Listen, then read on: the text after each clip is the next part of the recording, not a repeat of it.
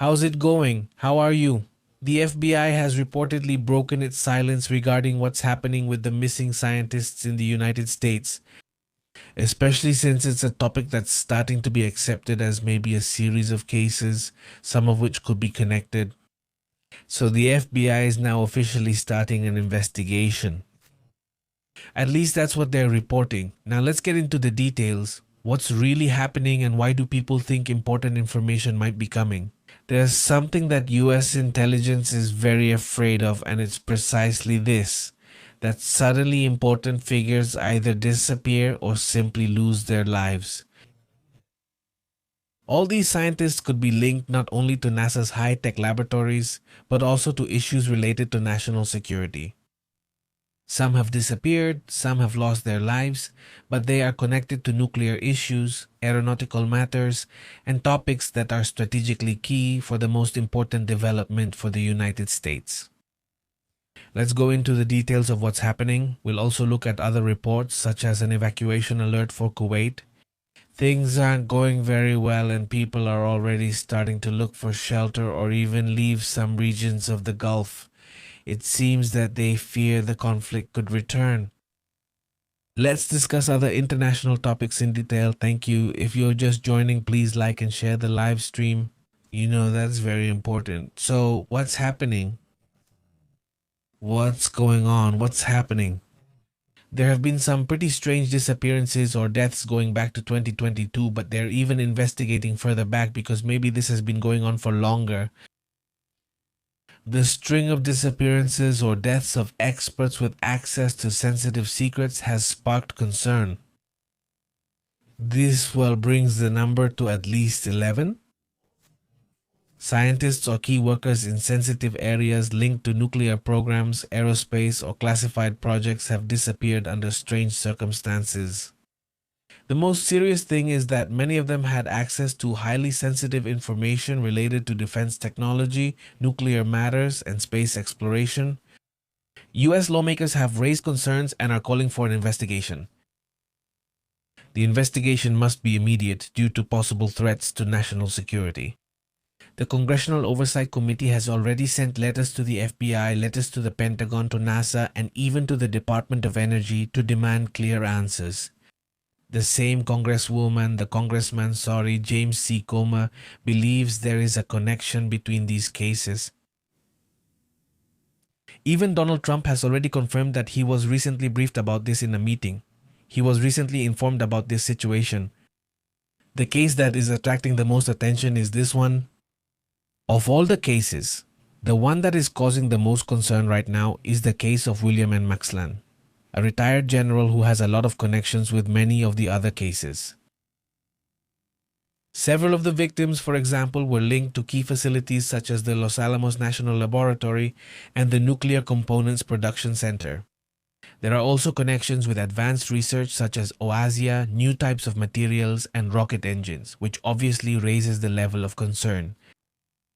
Although some agencies claim that the investigation is active, others said there is no active investigation, but they say it is now becoming active. What is feared is that this could be espionage related to other countries or even sabotage. Look, we're talking about how this isn't a coincidence, or at least that's the impression it gives. The White House, along with Trump and an FBI investigation, claim that they're breaking the silence. Even other federal agencies might be involved. The same spokesperson, Carmen Lewis, stated that they will spare no effort to find connections between the cases in response to this situation. In other words, they are going to look for connections to get the answers they need and thus be able to determine what is really happening in these cases. In other words, an investigation that could be quite interesting. Obviously, we will be keeping an eye on that situation. But another case that also draws attention is one that has been revealed recently, which is Amy Ackrich, a researcher in experimental propulsion and anti-gravity theories, whose death was classified as a suicide. But it has been surrounded by doubts from the very beginning. Amy Ackrich passed away some time ago. I mean, her case. It really stands out because even her friends, people close to her, had said that she was at risk, I mean, she told them that her life was in danger. Yes. The cause of death they put there was that she took her own life. Obviously, this, especially because of the warning she had given, was not believed. No. This researcher's case was on another level because she was developing or was, let's say, already working on theories of anti-gravity. She, by the way, is considered the 11th scientist among all these cases. Let's see if we can put it here. It's her. They call her the 11th one not linked to anti-gravity, and she was related, according to the reports, to official UFO research. So we're talking about, let's say, some kind of science communicator. She was focused on developing that kind of project. According to the reports, the scientist had connections with facilities not only from the Los Alamos laboratory, but even with NASA itself. The Pentagon itself as well, like in the case of William Max Land, the general with a strong background in military space research. All of this intensifies the suspicions you mentioned. At least it seems that two things are very clear. One is that the United States might not have enough intelligence to detect this in time and prevent it. That is concerning. If you can't have a sufficient level of intelligence to detect this, it's unfortunate. Obviously, they are at risk. Any scientist in that field is at risk. Countries in the world, especially certain countries that have significant military developments and a lack of personnel, they don't have scientists of that level, so it would suit them either to eliminate them or to take them. But the information they could obtain from these individuals is vital. It's striking that this wasn't prevented and that only now, thanks to media pressure, pressure from Congress and so on, is this taking shape. And that's one of the fears right now, that this is so infiltrated. I mean, that certain areas, certain security or technology sectors are so infiltrated that, well, they've had this for some time now. Not them sabotaging things and causing damage, no. The case of Monica Reyes is also one of the most important cases. More relevant because she too, Monica Reyes, we've already talked about it. She is focused on aerospace materials. She disappeared last year, by the way, in very similar circumstances, by the way, to General Max Land. She also went on a supposed hiking trip. She went for a walk. Her going alone doesn't attract attention because several cases are similar in how they disappear. They go hiking, they go alone, and suddenly, well, they just can't be found. Well, also leaving behind their belongings, leaving behind their identification, leaving everything. Honestly, all of this is very curious. Obviously, when there are gaps in information, because there are a lot of gaps here, unfortunately, a lot of theories are created, some of them really far-fetched, if not downright strange, right? Of course, a lot of speculation is going to come out. It's understandable that there will be some speculation, right? But it has to have a certain logic here. At least from what I see with the information we have, is this: it's a possible infiltration, a possible sabotage by some country. Beyond that, it would have to be investigated more thoroughly, and not all the cases match because other cases would be related to medical issues, to developments or medical advances. Another topic that is also interesting and that we have to remember is that some were involved in medical research. Here, the ones we've shown on screen, not these cases. Well, there it is. It's already noted what they did, right? I mean,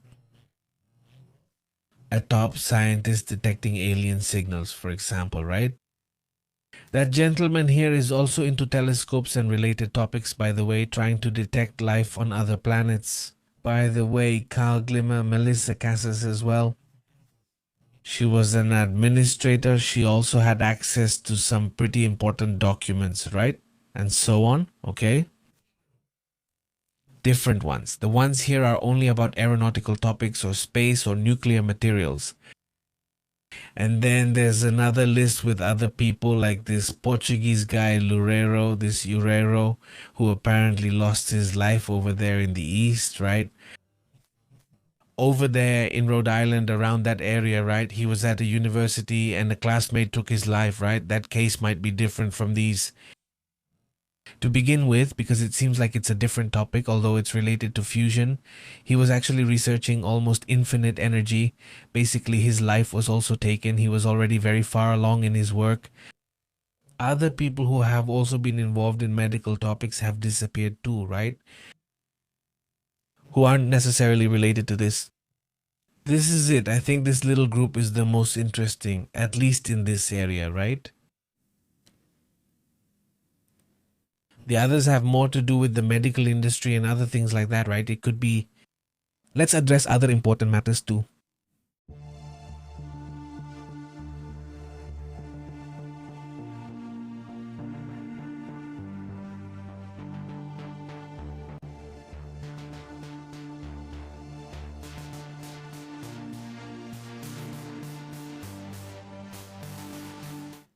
Notice that something is happening in Kuwait. I'm sure they'll report it. They're anticipating an escalation. At least that's what it seems like. There's a maximum alert for possible Iran-backed attacks in Iraq and Kuwait, so there's a chance of evacuation. An imminent risk for the contractors who are in that region. The United States had issued an urgent warning to the contractor company B2X to evacuate employees in Iraq and Kuwait due to fears of attacks by Iran-backed militias. The situation would fall within the growing tensions across the continent. Conflict between the United States, Israel, and Iran, basically raising the risk for the entire region. The situation is that workers are being asked, who, by the way, had already reported very unsafe conditions, lack of protection, and pressure to remain by force in very high-risk areas. Despite earlier attacks, they were told they couldn't leave. In fact, a contractor lost his life in March after a nighttime attack, with drones confirming that the threat is not just a theory. Contractors are at real risk. And the State Department has already expressed its direct concern to these companies, pointing out that they must keep their personnel on those bases, which could be practically. Rather, they are asking them not to keep personnel on those bases, and that basically keeping them there could be a death sentence for them. The State Department expressed direct concern, not only about this, but also that the work and commitment of these contractors cannot be justified. By the way, they are contractors in military matters and also in energy matters. They cannot be forced to stay in high-risk areas. They have even reported internal security failures. A defensive weapon was accidentally fired inside the base by an Iraqi soldier, for example. The shelters and bunkers are not providing enough protection, which also increases the fear that workers could get trapped in the river. For example, hundreds of employees in Iraq were housed in hotels without security measures, increasing the risk of attacks or infiltration. They were essentially there as tourists. Part of the staff has already been evacuated, about 100 workers, but many are still at risk over there. They say that the United States Army is needed. They need them and the United States Army to protect them. They're soldiers, they're contractors, practically all of them are Americans.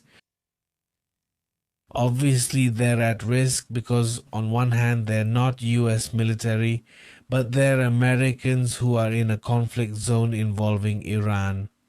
They're mainly focusing on attacking Americans, especially those working in security or energy. Company executives. They left the region. They and the executives are already gone, and that caused even more outrage because they already saved themselves and are comfortable outside.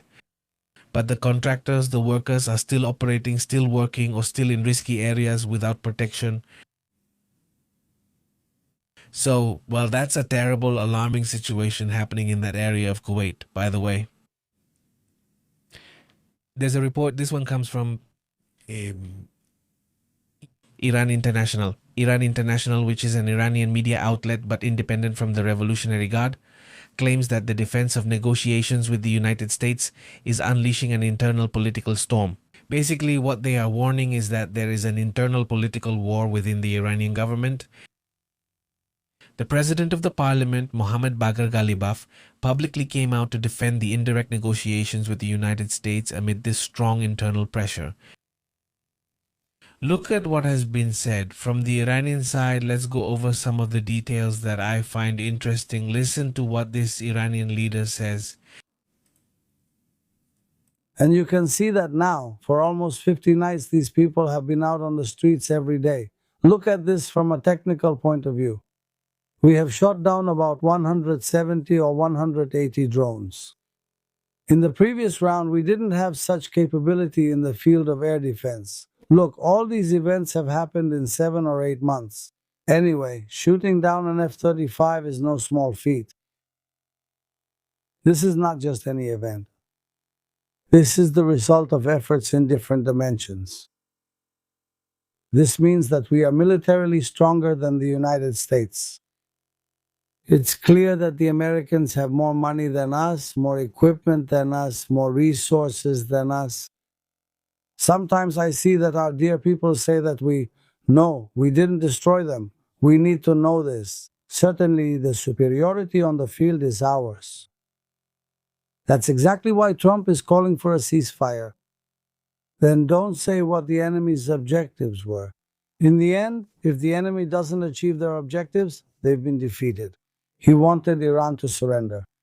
They talked about 2 or 3 days, but today we've been fighting for 24 days and now it's another 10 days. Ceasefire, 10 and 10 days hot days, but in 40 days he has been forced to ask for a ceasefire. So he couldn't make me surrender. He came regarding the Strait of Hormuz and its opening, the Strait of Hormuz. This means he wanted to occupy this place to open it. He invited the world, but no one responded. He invited NATO, but no one responded. He came to do it himself. But it's clear that in this situation, we are the victors. Today, part of our demands is that the enemy cannot impose their requirements, but we can impose ours. The rights of the people, the rights of the people. This means that we have achieved victories on the military front, but from the legal and political point of view, this is something we must record and document today and in the future. That's why negotiation here is a method of struggle. This method of struggle means that all of these are complementary. The first thing I ask of our dear people is this. It is that these three fields, which are actually one, must carry this flag of victory. And these rights of the people must be our main goal, and we must consolidate them. Rest assured that in this field there will never be any kind of surrender on our part. Well, when the enemy couldn't impose their demands on us by military force or through military means, then they resorted to sending messages and ultimatums since nothing happened. They saw that we stood firm in the field and we remained firm. I emphasize that again here. Even today, we are firmer than we were back then when there was no ceasefire. If the same thing happened today, we would be even firmer here. There's no doubt about it, but really, Hezbollah started this last war. Hezbollah started this here on behalf of the Islamic Republic. The resistance front came to help the Islamic Republic. Therefore, if we had wanted to establish this ceasefire, it certainly would have included them as well. Suddenly, when the United States saw this, they came. Do you remember that Minrob wanted to take advantage of the demining opportunity? What did he do? Well, we stood firm against them. We confronted them. We considered this a ceasefire and said that if they took that action, we would attack. We even came to actual clashes. They backed down. We said that if the United States really seeks this, Mr. Trump must announce on Twitter that he is requesting a ceasefire. Because for them, without admitting it, negotiation is also a form of struggle. To advance the rights of the people in the streets, dear and noble compatriots, fulfill their demands. Are you satisfied? We are following each of these matters point by point. Now our people are out in the streets. Our armed forces are handling it on the military front. And I, as a former combatant, am still supporting it today, faithfully in the complex sphere of current negotiations. Well, he's quite an influential figure. He tried to become president several times, by the way, 2005, 2013, 2017. That is Mohammad Bagar Ghalibaf, born in 1961. This is over in Razavi, a politician and also a former military man. By the way, an Iranian who is seen as a figure who acts as an intermediary, let's say between the military, the revolutionary guard. Let's say this military side, political side. Basically making it clear that they are not going to surrender, that they haven't surrendered. And now from parliament, this figure wants to apply pressure in that direction. The president of parliament. Nothing more, nothing less, right? According to Galibaf, he presents a different strategic vision. He claims that diplomacy is not surrender, but an extension of the conflict by other means. And this, it could be that he's trying to convince the more radical wing to sit down and negotiate. Could that be true? Let's see, as if saying we're not surrendering. This is another form of war. That's another way of trying to put pressure. He is very close to the ultra-conservative leaders, to those closest to the supreme leader, whoever that is right now.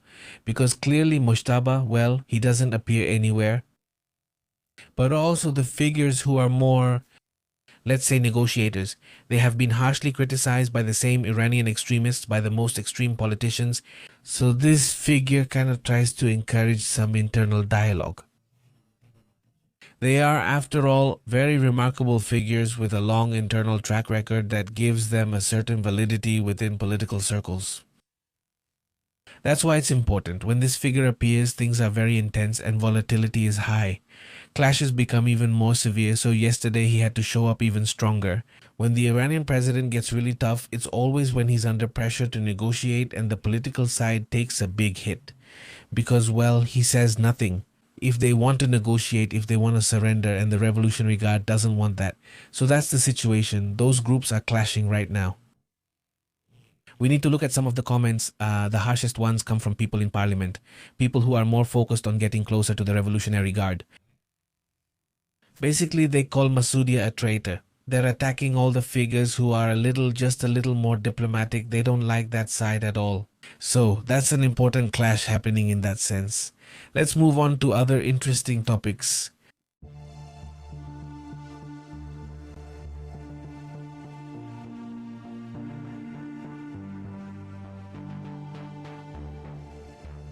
We'll get to the comments later. We'll come back with other important matters. A big shout out to Blanca. Greetings to you, Antonio. Thank you very much. She helped out by sharing. Sometimes it's taking a long time to get shared. And I don't know if things aren't working right here on Twitter and YouTube, but I can tell you that they're not working. At least right now, Twitter is down. Twitter was down a few moments ago. There are some issues right now with social networks in general. We started to notice it quickly. When? Videos don't always share properly, so there are some issues. Look, in fact, YouTube is showing up on Down Detector right now. Let's put it over here. There it is on Down Detector. YouTube outages are showing up. Outages are also showing up on WhatsApp. Outages are showing up as well. Let's see if we have Twitter there. There it is. The last one was Twitter, which was a big one. There weren't any outages there. Important. There's the YouTube spike, the Twitter spike. And a little further down, several spikes that YouTube has had during this time. I imagine it's not being shared properly. So, well, help us out even more. Please share on WhatsApp and your social networks to help us. Thanks to those already doing so. And also share on Facebook. Open appears there. Facebook appears. That means Gemini too. By the way, Gemini is also there. Instagram too. So if you notice any issues, just know it's not your internet. Nothing else.